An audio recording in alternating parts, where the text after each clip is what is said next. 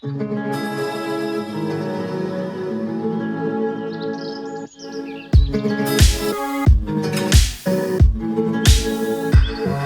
the beginning of WeighMyRack, we've been asking climbing companies about their efforts to reduce environmental impact.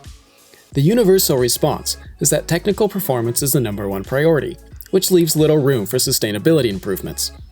But for the companies that are attempting to reduce their footprint, the typical approach is to install solar panels, recycle, and possibly upcycle waste materials. These are important efforts, but we find that it's rare for a company to fully integrate their environmental efforts into their gear development process, or to fully document the extent of their efforts. But Edelrid is an exception. They have numbers and spreadsheets and presentations detailing massive reductions in the environmental footprint of their products. So we sat down with them to find out what's motivating them to make these efforts. You want to encourage people or give them the tools to go outdoors, but on the same side, I want to protect the environment. We are doing it out of our heart because we think it's the right approach and the right way.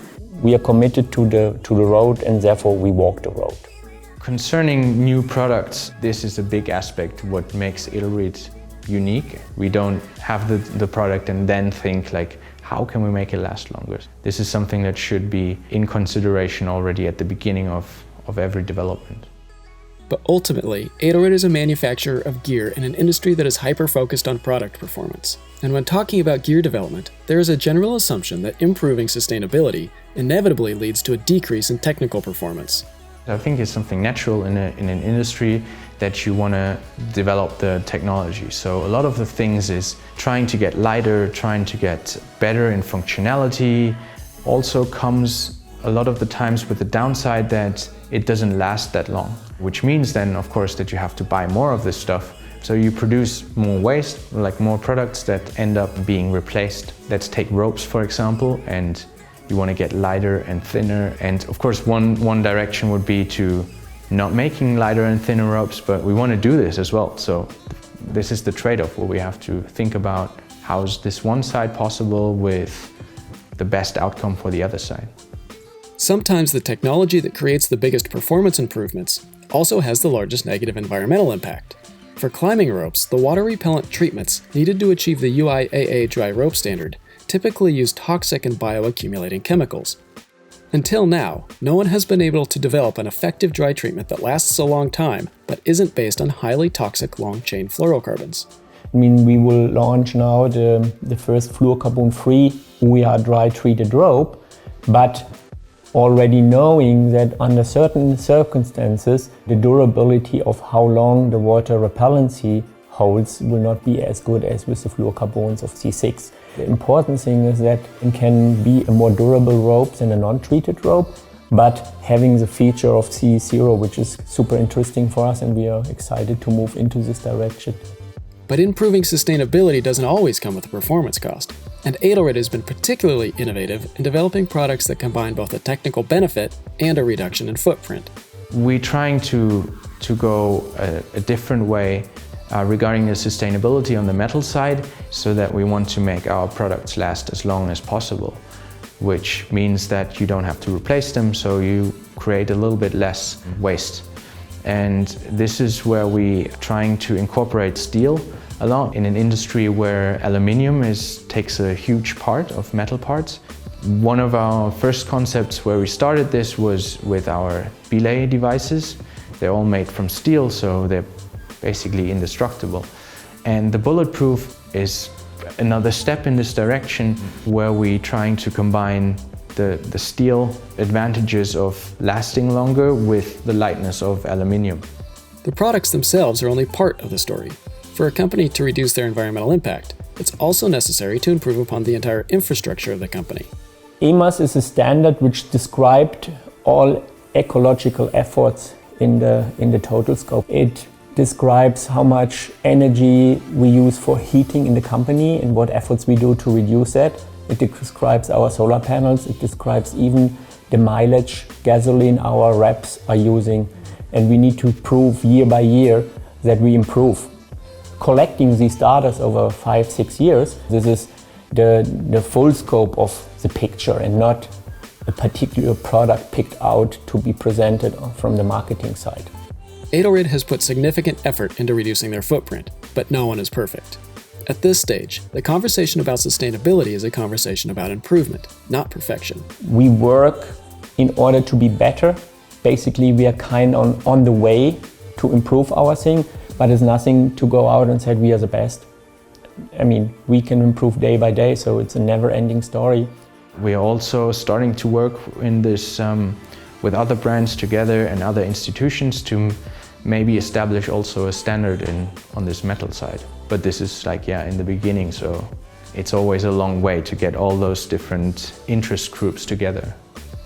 Systematically reducing one's environmental footprint is a huge undertaking. For a manufacturer like Edelrid, it's critical to have partnerships that give them visibility into their entire supply chain. The motivation to work with bluesign came up when I was brand manager for Vaude brand and Edelrid brand, and obviously Vaude is pushing into being the most environmentally friendly company of Europe. The partnership with bluesign was crucial to achieve this goal. As you know, there are other standards out there, but bluesign somehow have even higher standard and is outstanding in the way how they do it. And so we were strategically partnering up with them.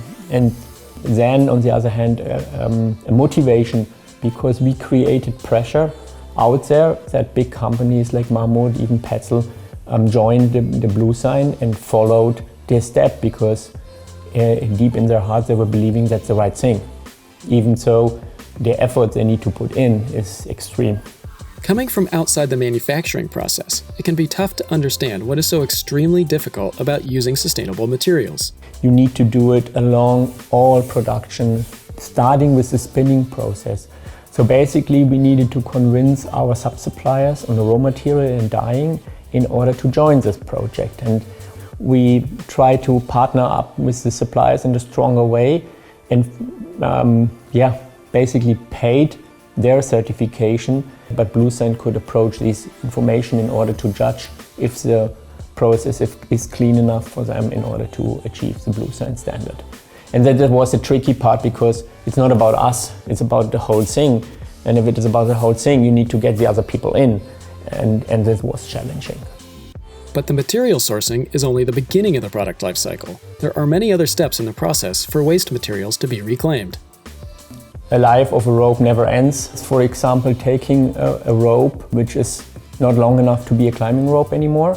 So with this kind of products, we design something like bolts or skipping ropes or dog leashes. Other than that, there's also kind of waste of the production, which we try to, first of all, reduce with the concept of processes in the production. But secondly, downcycle in a way that we are working on a program in which a recycler grinds them and then make polyamide out for injection molding, for example.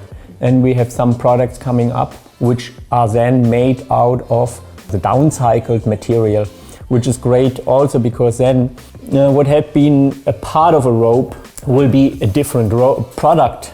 And even after all of the work it took to make their ropes bluesign approved products, there are still many challenges. Our supply chain is built up with, on the rope, for example, only with 2 raw material suppliers. But if you go down the road and see other products like harnesses, for example, where it's like 25 different materials in, which comes out of 25 supply chains, it's getting impossible to achieve in a fast way. So then there's another challenge that the harnesses, for example, will be sold on a incredible low price, where margin as well as there is not the potential to invest such a lot of money because the margin is so low. If you imagine a good harness can be bought in between 55 and 60, 75 euros. I mean, this shirt is maybe 50 and this is 3, 4, 5 stitching minutes. Why on a harness if we talk about 35 minutes to 2 hours. This is the total disbalance. There's a lot of people saying, yeah, I love the mountains and I will do everything, but in the end, if they need to spend $10 more, a lot of people will not do it. We need to have a philosophy and stand behind it and be most transparent in how we do it in order to gain the trust of the consumer.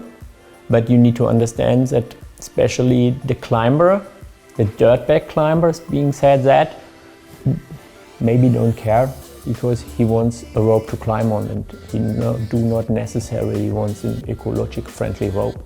We were curious if the retailers are specifically choosing to stock products that have an environmental performance benefit. The reality is that not. Really, the hardcore reality is not. They want to move the product off the shelf and they don't have the effort to educate the floor staff in a wide way in order to do so. The efforts are really tough. And usually the products nowadays in Europe at least are still mostly sell with the sales arguments and the performance rather than ecological features. Obviously, there's still plenty of challenges to getting lower impact products on the market. One huge barrier is that the retailers aren't yet convinced that their customers actually want them. So we, as their customers, can start by asking for these products. We can also support the brands that share their sustainability reports and use third-party certifications like BlueSign or the Fair Labor Association. Unfortunately, many companies are still afraid to share what they are doing for fear that their customers will criticize them for what they are not yet doing. So to combat the lack of transparency, we can collectively encourage all brands to move in the right direction and support those efforts. But rest assured, as we begin to show the brands and the retailers that we care where the gear comes from and how it's made, that they are listening.